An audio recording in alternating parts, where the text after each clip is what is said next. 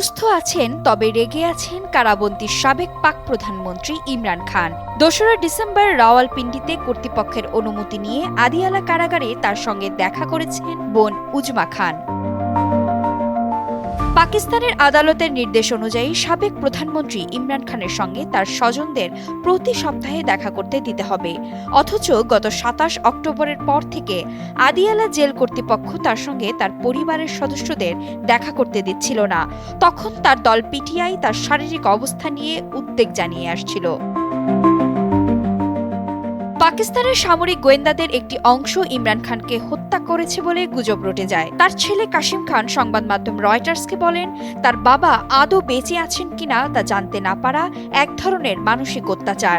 ইসলামাবাদ হাইকোর্টের বাইরে বিক্ষোভ কর্মসূচির হুমকি দেয় পাকিস্তানের রাজনৈতিক দল পিটিআই।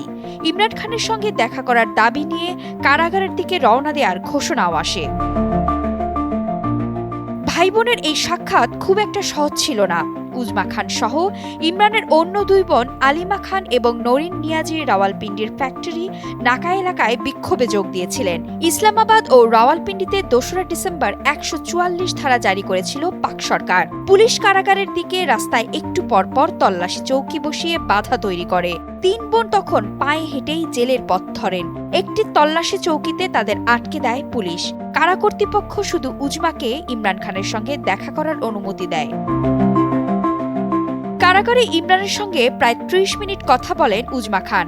সাংবাদিকদের তিনি জানিয়েছেন, পাকিস্তানের সাবেক প্রধানমন্ত্রীর স্বাস্থ্য ভালো থাকলেও তিনি খুবই রেগে আছেন। তার উপর মানসিক নির্যাতন করা হচ্ছে বলে জানিয়েছেন তিনি। তাকে প্রায় সারাদিন কারাকক্ষে আটকে রাখা হয় আর সামান্য সময়ের জন্য বাইরে যেতে দেয়া হয়। কারোর সঙ্গে যোগাযোগ করতে না দেওয়ার অভিযোগও তুলেছেন ইমরান খান।